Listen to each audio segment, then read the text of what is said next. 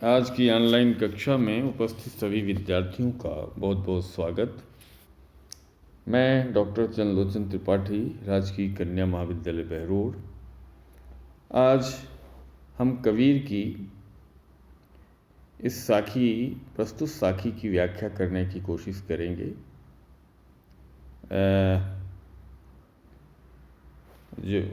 जैसा कि आप सबको मालूम है कि BA प्रथम वर्ष सामान्य हिंदी के पाठ्यक्रम में सम्मिलित कबीर की साखियों की व्याख्या का क्रम बहुत दिनों से चल रहा है। उसी को आगे बढ़ाते हुए, बल्कि आज उसे समाप्ति की ओर ले जाते हुए मैं व्याख्या साखी का पाठ करना सबसे पहले अभी समझता हूँ। देखें, निर्मल बूंद आकाश की पड़ गई भूमि विकार। निर्मल बूंद आकाश की पड़ गई भूमि विकार, मूल बिनंठा मानवी बिन संगति भटचार। साखी पाठ के उपरांत व्याख्या की पद्धति के अनुसार सबसे पहले इसके संदर्भ को देखेंगे।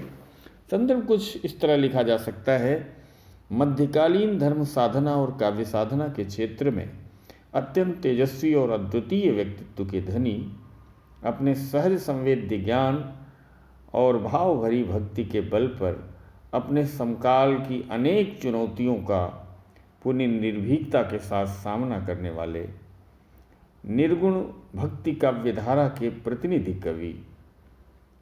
कविवर कबीर द्वारा रचित ये साखी कबीर रचनावली में कुसंगति सत्संगति को अंग शीर्षक से उद्धृत है। प्रसंगतः इस साखी में कबीर ने कुसंगति के प्रभाव के बारे में बताया है कि किस प्रकार कुसंगति शुद्ध भावों को भी नष्ट कर देती है, जैसे आकाश से गिरने वाली शुद्ध बूंद जमीन में पड़कर दूषित हो जाती है। अब इसकी हम व्याख्या पर एकाग्र हों। निर्मल स्वच्छ मूल बिनंठा मानवी बिन संगति भटछार, यानी भटछार कहते भट्ठे की राख। मूल बिनंठा कहा गया मानव के बारे में, मनुष्य के बारे में। एक ऐसा मनुष्य जो कुसंगति में पढ़कर, आप इसकी शुरुआत से देखें, निर्मल बूंद आकाश की पड़ गई भूमि विकार। कबीर कहना चाहते हैं कि आकाश से निकली निर्मल बूंद भी पृथ्वी की संगति में पड़कर विकार युक्त हो जाती है, मलिन हो जाती है, दूषित हो जाती है। पड़ गई भूमि विकारग्रस्त हो जाती है।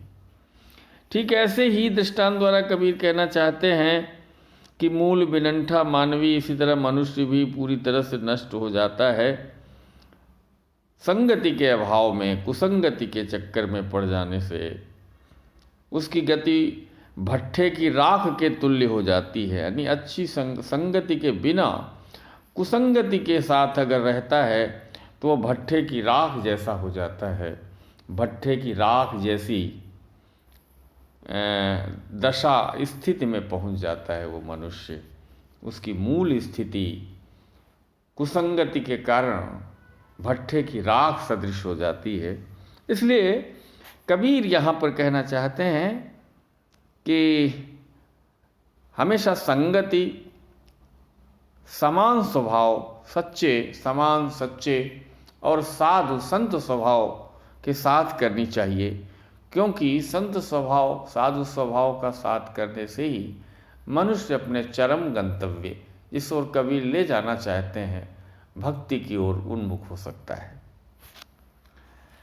कबीर के इस मूल मंतव्य को स्पष्ट करने के उपरांत अगर हम टिप्पणी के रूप में देखें तो जैसा कि कबीर के बारे में कहा जाता है कि कबीर समाज सुधारक थे, कबीर निर्गुण ज्ञान मार्गी थे। तमाम तरह की श्रेणियों में, आयामों में उनको रिड्यूस करके हम देखते हैं, घटा कर देखते हैं, जबकि मूलतः कबीर का जो मूल रूप है वो भक्त रूप ही है, और इस भक्त रूप में ही उनके सारे आयाम स्वतः प्रकाशित हो उठते हैं। उस भक्ति भावधारा पर मनुष्य कैसे आगे बढ़े, इसलिए उसे साधु संगति की ओर ले जाने की ओर प्रेरित कर रहे हैं और कुसंगति से बचने का संदेश दे रहे हैं इस साखी में।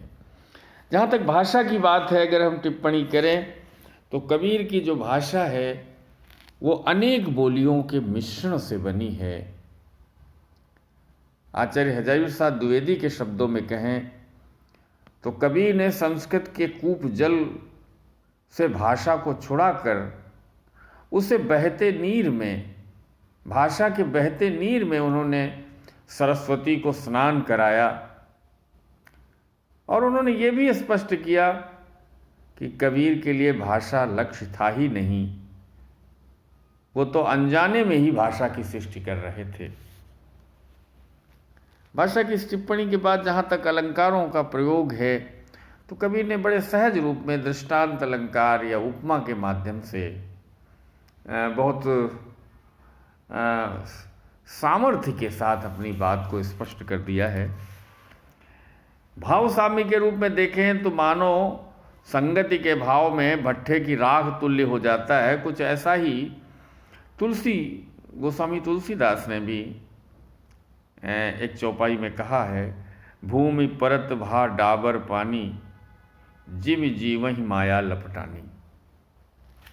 अंत हम कह सकते हैं कि कबीर ने अपने इस ज्ञानोपदेश द्वारा कि कैसे हम कुसंगति से बचें और हमें साधु या सच्चे व्यक्तियों की संगति की ओर उन्मुख होना चाहिए, क्योंकि वही हमें चरम गंतव्य ईश्वर भगवत भक्ति की ओर ले जा सकते हैं। कबीर का यही संदेश इस साखी का अभीष्ट रहा है।